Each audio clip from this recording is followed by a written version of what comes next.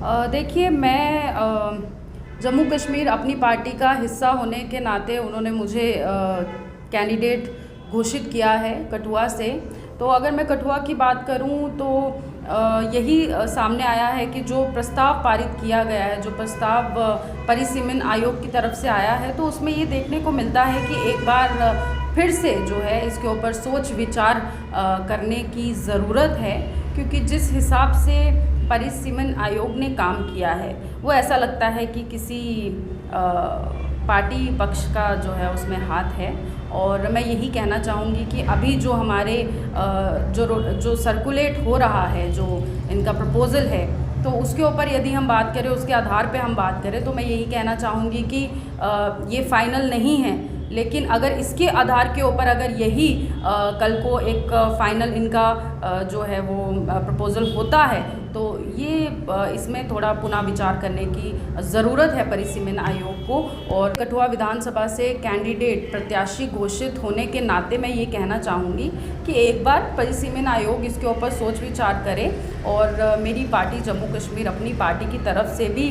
इसका विरोध हुआ है, और उन्होंने भी कहा है कि जिस तरह से सीटों को बदला गया है उसके ऊपर ये देखने को मिलता है कि कुछ लोगों को जो है वो फ़ायदा पहुंचाने की कोशिश की गई है और कुछ लोगों को नुकसान पहुंचाने की कोशिश की गई है। कौन कौन से गांव हैं जो आगे पीछे किए गए? देखिए, अभी जो रिपोर्ट कठुआ की अगर मैं बात करूं तो रिपोर्ट के आधार पे मैं ये कहना चाहूँगी कि इसमें हटली इलाका है, इसमें बुद्धि इलाका है, इसमें हम देखें तो कई ऐसे इलाके हैं जिसमें जो है वो रिज़र्व्ड कैंडिडेट की अगर हम बात करें, क्योंकि कठुआ नॉर्थ जो है वो रिज़र्व हुई है और कठुआ साउथ जो है वो इसमें ऐड हुई है सीट। कठुआ की 5 विधानसभाओं से हमने 6 विधानसभा की ओर इस प्रपोज़ल के हिसाब से अगर मैं बात करूं, तो अगर इन्होंने ये सीट रिज़र्व की है तो फिर इलाके काटे क्यों गए और किस तरह से इन्होंने इलाकों को काटा है, इसके ऊपर परिसीमन आयोग को सोचना चाहिए। केवल वो किसी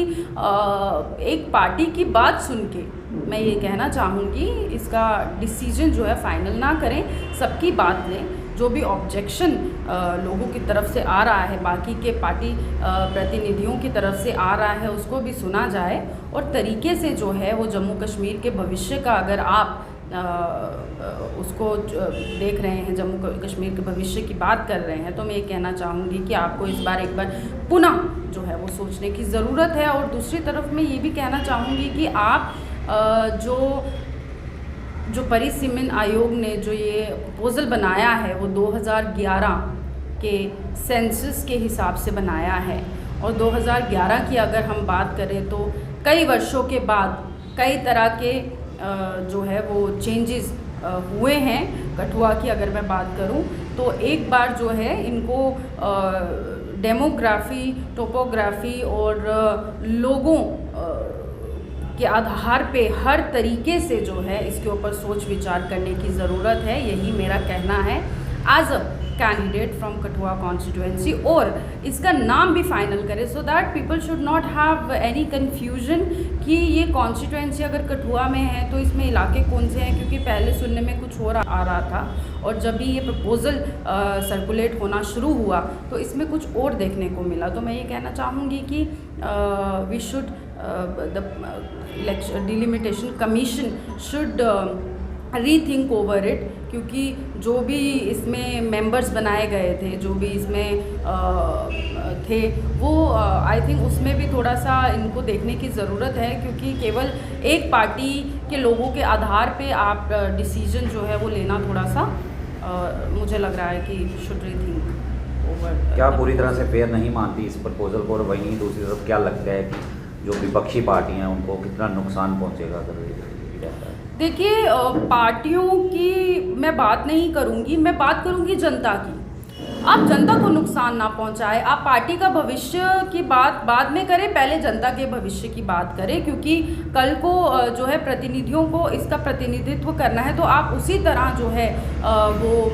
इसका परिसीमन करें, कॉन्स्टिट्यूएंसीज बनाएं कि उसकी जो है प्रतिनिधित्व करने में लोगों को भी समझ आए और नेताओं को भी जो है वो आसानी हो